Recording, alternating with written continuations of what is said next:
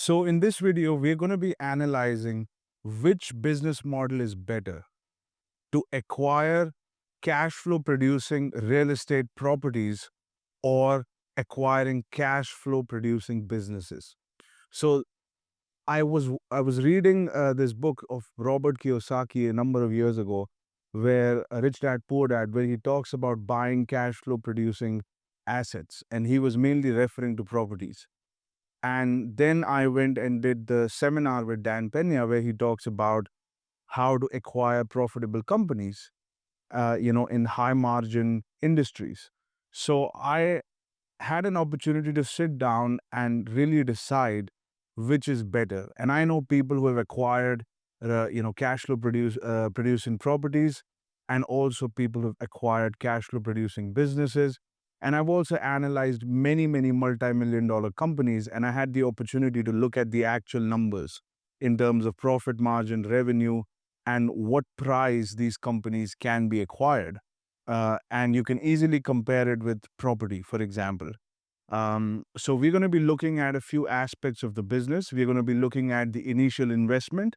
What is the cost of acquiring an asset, property versus a small business?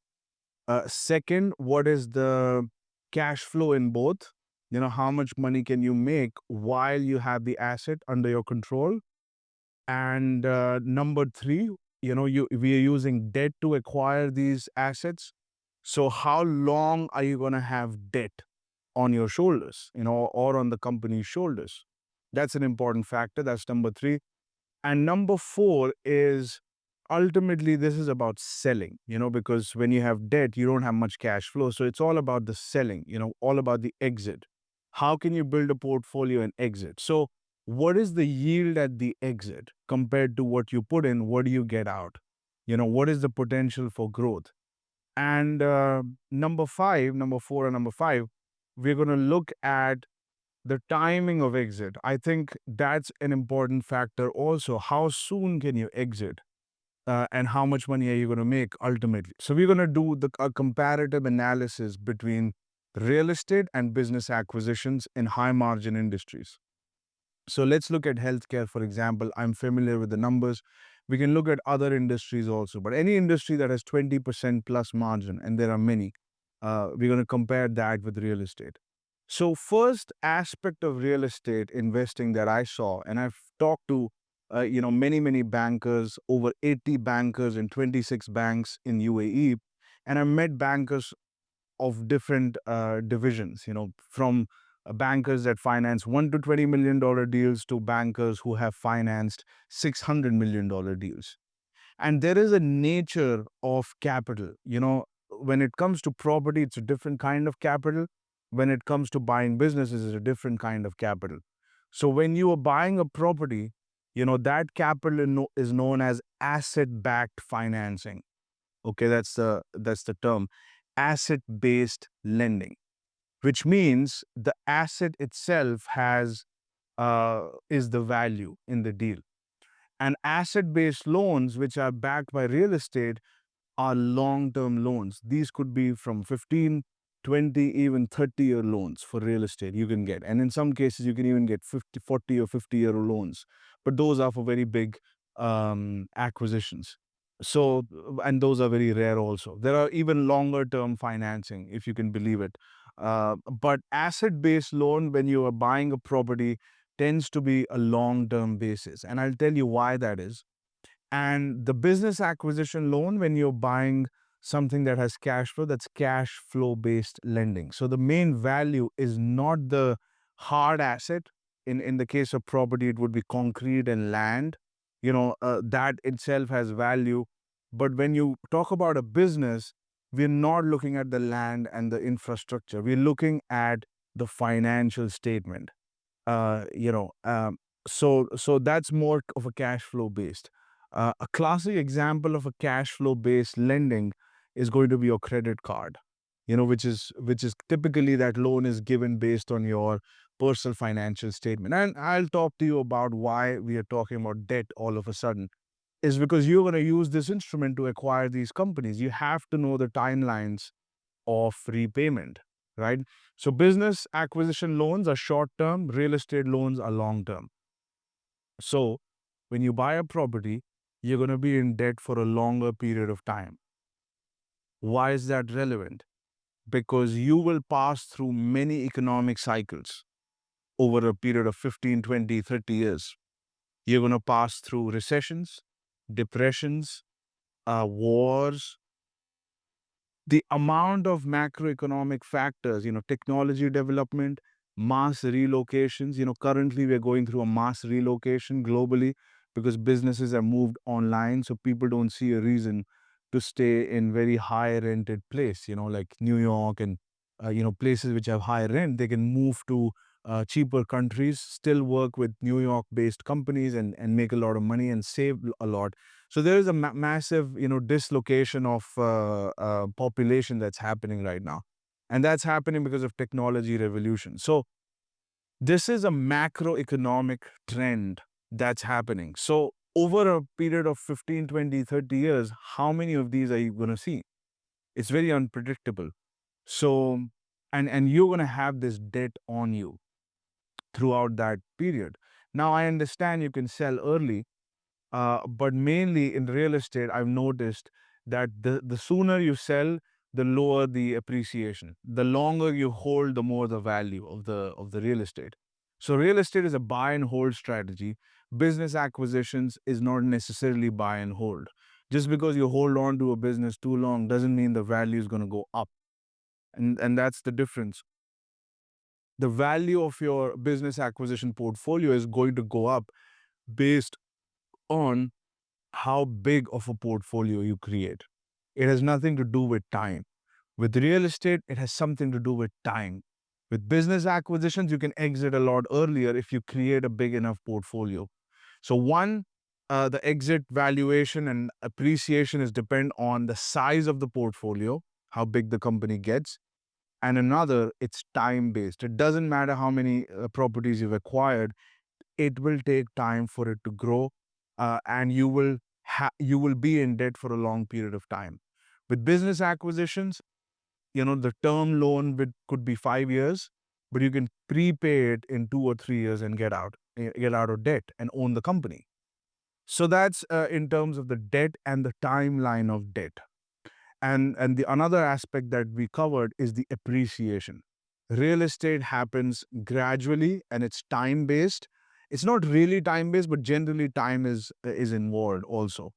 Um, and the business acquisition is size based. If you can create a big enough portfolio fast, if you can do a lot of deals, acquire a lot of companies, you can sell at a pretty good price because the appreciation of the portfolio depends on the size of the portfolio. And that's the key distinction here. Here, it's a lot time based and the demand in that particular area, which generally means more time, buy and hold. And it's also linked with inflation. Federal Reserve is printing money, so property goes up. There are many reasons why the value of real estate goes up over time. Um, so these are the main distinctions. Another distinction is um, cash flow. You know, real estate don't have that high margins. If you have a property um, that's producing cash flow and you have debt on that, you know, if you add debt to the cash flow, you're going to have very little cash flow from a single property, which means you have to acquire a lot of properties to be able to have a decent cash flow. I think I saw a video of Grant Cardone where he talks about how $1 billion real estate portfolio generates $10 million in cash flow if you account for debt, because a lot of these companies are going to have debt. You may have to save some cash. I don't know if that number is accurate, full disclosure, but I do know that the cash flow compared to the asset size, the cash flow is very small in real estate. So you could be putting in, 100, 200, $300,000 and getting very little cash flow every month in exchange for that.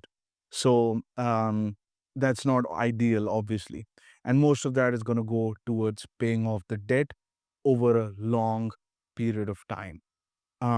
So the appreciation happens slow, margin is low, cost of acquisition is high, and the financing period is long. In business acquisitions, the margin is big. So now we're gonna look deeper into the business acquisition aspect. You could buy companies between 3 to 5 times the cash flow. So whatever the yearly cash flow is, you can multiply that number between 3 and 5 times, and you can acquire the company. So if a company is producing a cash flow of $250,000 a year, you can acquire that company at $1 million, or you can price that whole company at $1 million. And there is a famous method of acquisition, which is you pay some amount now and you pay some later. You agree with the seller that some portion of the purchase price you're going to pay later.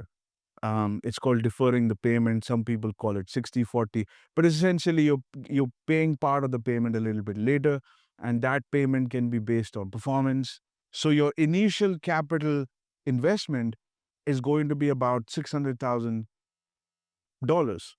potentially. If based on $1 million company, you pay 60%, 40% you pay later, and you have a cash flow of 250,000, and you can agree with the seller that 100% of the cash flow is going to go to pay off the debt. Because if you can't pay off the debt, he can't get his second payment. So it's in his interest to agree that the bank will be first. So bank has to be paid first and then the seller. So based on $250,000 cash flow, you can pay off the debt in 2.5 years because your debt is 600,000. So you're really in debt for 2.5 to 3 years, and you have 5 years to pay, and you can get out early. And once you get out, you own the company. And that's the advantage of business acquisitions. And you have cash flows which are 20, 30%. The debt amount is low. In real estate, the debt amount is high, but you have a longer term. Here, you have a debt amount that's low. You have a shorter term of repayment. That's fine. You know, now there are only so many things that can go wrong in a few years' time. Most of it uh, is not going to be macroeconomic in nature. Most of it is going to be related to operations. So any disruption, any potential disruption that may happen is less likely to come from a macroeconomic factor and more likely to come within the operation. So if you manage the operations, if you retain the seller, you should be good. And you have a decent timeline to pay off. There is risk involved in both, but if you compare it, this is a lot better because of its cash flow dynamics. So that's number one. The cash flow is high. The debt timing is short-term loan, so you're not going to be in debt for too long. Number three, and I would talk about this, is appreciation. Why does a business, why can you, acquire a business at a low price and sell it at a high price? What makes that happen? Why is it that you can acquire a company at $600,000 or $1 million, and then it increases in value? What makes it increase in value? It's not time, and this is not going to be a quick flip uh, as a single company. What the goal of your business acquisition venture is going to be to acquire many assets, many companies in the same industry. And what you're creating is a chain of companies in the same industry. So for example, you're in dental, so you may be creating a dental chain, meaning you're bringing many family businesses together into a chain. The moment you bring it into a chain of a portfolio, you will attract big capital from private equity firms, investment companies, and they're going to pay you a premium for doing the hard work of bringing them together, because they also want to buy assets, but they can't spend their time buying $1 million companies. They are fine doing 50 $50 million acquisition or $100 million acquisition, but they don't really want to do $1 million acquisition. Why? Because as strange as that sounds, $1 million acquisition, $10 million acquisition, and $100 million acquisition takes almost about the same amount of time, maybe a few months apart from each other. So they'd rather spend their time doing a bigger deal, fewer but bigger deals, than doing many but small deals. And they'll be making fewer phone calls. They have to, they can acquire and build a portfolio much faster if they're doing bigger deals. There's more capital available for bigger deals. Banks are more favorable to it because even the banks get their commissions based on the deal size. Um, Due diligence cost it doesn't vary too much. It does vary, but not too much compared to the ticket size. So they'd rather spend all of this resource and time and capital once and acquire a much bigger company than doing 20 deals, for example.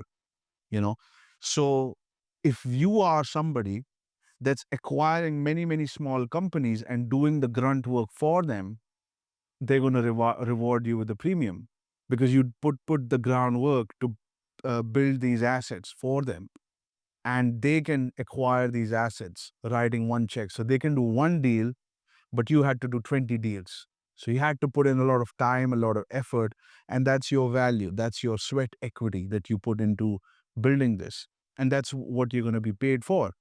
So it's really about portfolio size. Another reason why these people don't want to do $1 million deal is because some of these funds have raised a lot of money. Like, some of them have raised $1 billion. If you've raised $1 billion, you're losing $30 million a year to inflation, to 3% inflation. If you have $1 billion in the bank account, you're losing 30 million a year to inflation. And they have a problem which is known as problem of having too much money. And this is the reason why they can't afford to sit on that capital. They've promised their investors they're going to invest this. They're under a lot of pressure to allocate that capital. That's the only way they multiply that money and get over the inflation is by investing it. So they can't invest in, $1,000 million deals to allocate $1 billion. They'd rather do 10 deals, $100 million each, and they've allocated it. So that's a far better model, and it's a far cleaner structure than doing 1,000 deals. So that's the reason why small businesses don't get acquired, and they're undervalued. That's the reason you can buy it at a cheap price, because the big funds are not targeting it. So that's why you see for example, in the US, there are 40,000 companies in one state or in dental. And most of the market is owned by families, and funds, even though they exist, they're not targeting them because it's going to take too much time for them to allocate big capital. They'd rather somebody like you, an entrepreneur, go and collect these up and do the hard work and then give it to them on a platter. Why can you do that? Why can you afford to do that? Because you're not sitting on top of $1 billion. You're not paying 30 million to inflation. You know, you don't have capital raised. You could take as much time as you want collecting these companies. So that's the advantage you have if you're starting out. And if you create a big enough portfolio, they're going to pay you a premium. Sometimes you can sell it at double or triple the price that you paid. And that's the kind of appreciation that's possible if the company is profitable. If you create a big enough portfolio, you can get a premium on the portfolio you create. And this is a known fact. Bigger companies with same financial ratios sell for a bigger multiple than small companies. You can acquire a small company at 3 to 5 times the profit. But look at a public company. I saw that, I could have acquired, I was valuing, while I was valuing the companies, the sellers were accepting 3 to 4 times yearly profit to acquire a business. But if you look at a public company, and this was a dental clinic. So if you look at a public company in the same sector, this public company would be valued at 34 times. The biggest one was valued at 34 times the yearly profit. And this is a public company. So you can see a trend. The bigger the portfolio, the higher the price. Why? Because there's more demand for it, and big funds are competing for assets. But the smaller assets, nobody's competing for. They're left alone. So those are the opportunities that you can acquire at a low price. You can get in at a very low price. You have higher cash flow. which means you can raise debt. Whenever you have a small initial price, but the cash flow is big, this can be raised from a bank because the bank is really interested in the cash flow. And if the bank feels safe, you have good cash flow, you're acquiring a company cheaply, you have the owner who created the business still involved with you, you know, you can get financing. So once you have that, you can do a couple of deals, 10, 20 deals, and then you can exit. So it's not time based. You can exit in 3 to 5 years. People have done it. But sometimes, realistically speaking, it can take 7 to 10 years, you know. And in the meantime, you can, if you create a big enough company, you have a nice cash flow, you can pay yourself bonuses. There are various aspects of that business. But more importantly, when you exit, that's when the big money comes. So one, real estate, higher price for acquisition, lower cash flow, longer term debt, appreciation happens slow. In business acquisitions, particularly in high margin industries, um, you can acquire many small companies at low price. Cash flow is much higher. It's infrastructure light businesses, so cash flow is higher. And you can acquire companies with very little debt. The debt is short term. You can pay it off in a couple of years. And if you create a big enough portfolio, and you should, you can exit at a premium and get out early. And then you have a nice capital gains. So that's the difference between the real estate and business acquisitions. And one of the guys, actually, it's a mentee of my mentor. His name is Dan Pena, who teaches people how to buy companies. He said that, and he's doing it in real estate, and he acquired about $100 million worth of portfolio. And he said, if I had done the same acquisition, same number of acquisitions in healthcare, I would be 3 to 4 times richer than the real estate, because he did acquire many assets. But when he checked how much he can get for it, they did not appreciate that much in value, because real estate typically tends to be buy and hold, and it takes a while for you to create wealth.